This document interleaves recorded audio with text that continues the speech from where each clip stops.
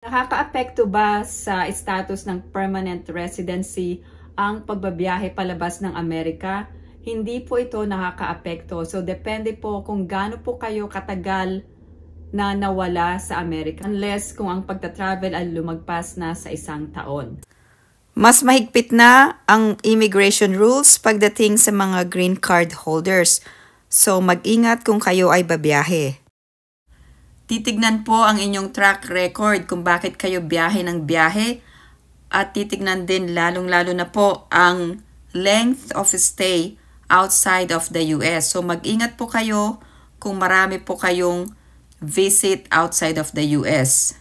Para sa mga green card holder, tandaan po ninyo na merong executive order na in-issue si President Donald Trump at ito ay ang Protecting the American People Against Invasion. Dito po sa executive order na ito ay in-expand niya po ang deportation grounds for green card holders.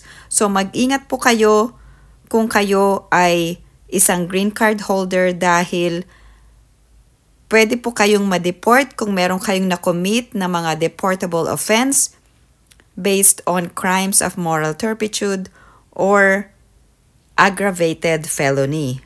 Pwede bang magbiyahe ang isang green card holder palabas ng Amerika? Pwede pong magbiyahe ang isang green card holder. Anong document ang kailangan para makapagbiyahe? Kailangan lamang po ay inyong foreign passport or passport na kayo ay isang citizen.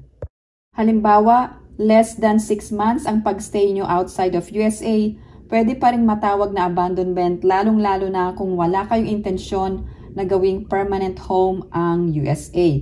So, tignan po ninyo ang mga criteria na ito para hindi po matawag na abandonment kung kayo ay bumiyahe outside of USA.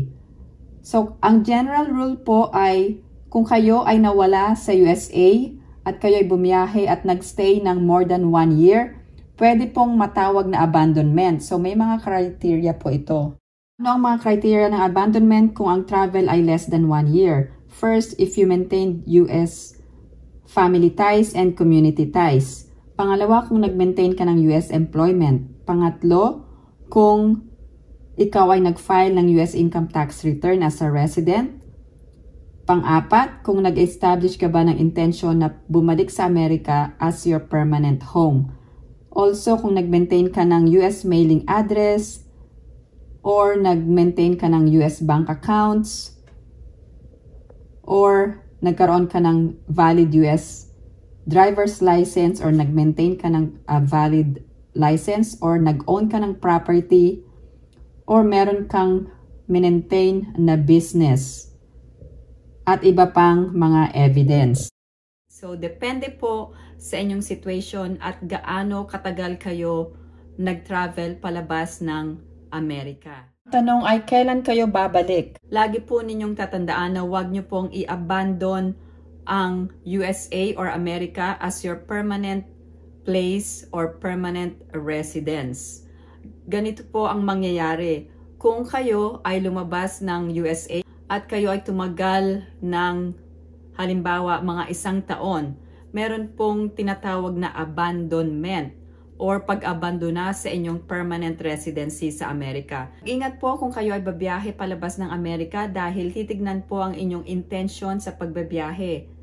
Kung kayo ay babiyahe palabas ng USA or Amerika at kayo ay mayroong trabaho sa abroad. For example po, meron kayong trabaho sa Pilipinas pero meron kayong permanent residency, kayo ay green card holder sa Amerika, pwede pong tignan kung bakit kayo ay hindi makapag-stay sa Amerika. Kung frequently po kayong nagbabiyahe palabas ng Amerika at titignan po ang inyong situation.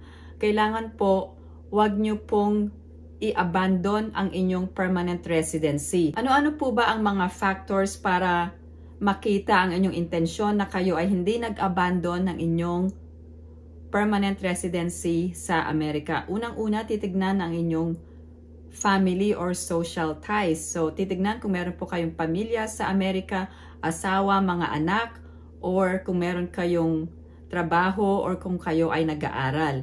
Hindi po tinatawag na abandonment kung kayo ay nagstay outside of the USA ng less than 1 year. Kung meron po kayong trabaho sa USA at meron po kayong pamilya, yun pong tinatawag na family or social ties. Ang iba pong mga factors para makita na hindi kayo nag-abandon ng inyong permanent residency sa Amerika ay kung kayo ay nag-file ng US tax return every year. Kung kayo po ay nagpa-file ng US tax return, ibig sabihin hindi po kayo nag-abandon ng inyong permanent residency.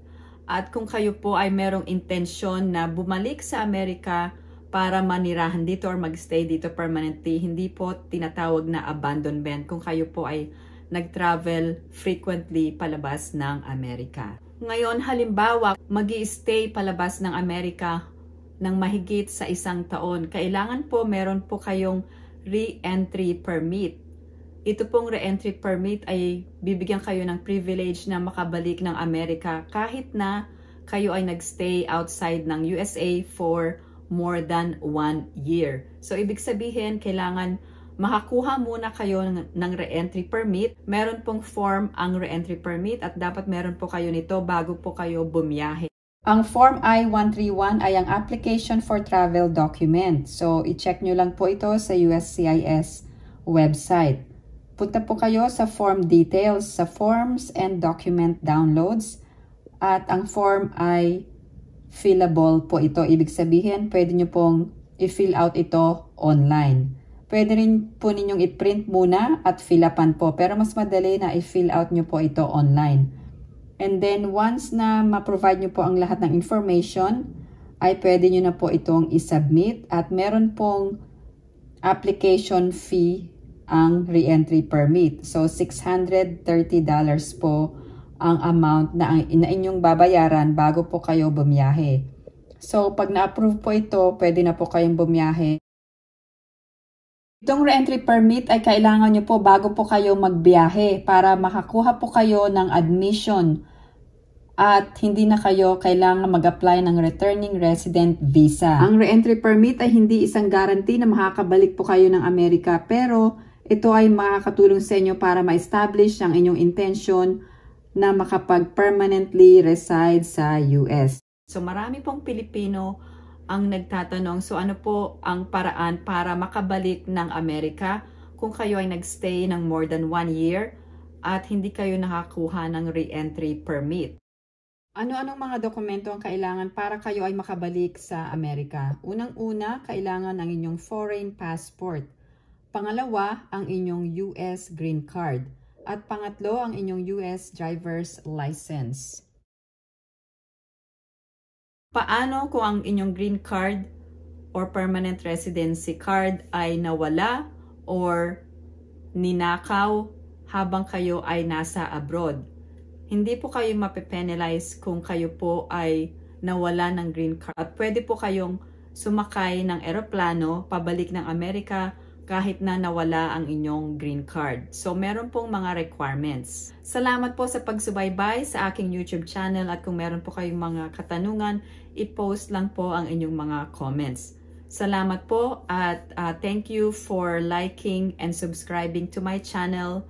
I hope everyone is staying safe and have a great day. Kung kayo ay green card holder at plano nyo pong mag-apply ng US naturalization or maging US citizen, tandaan nyo po na kung kayo ay bumiyahe palabas ng USA, yung period na kayo ay nakabiyahe ay hindi po tinatawag na continuous residence sa Amerika.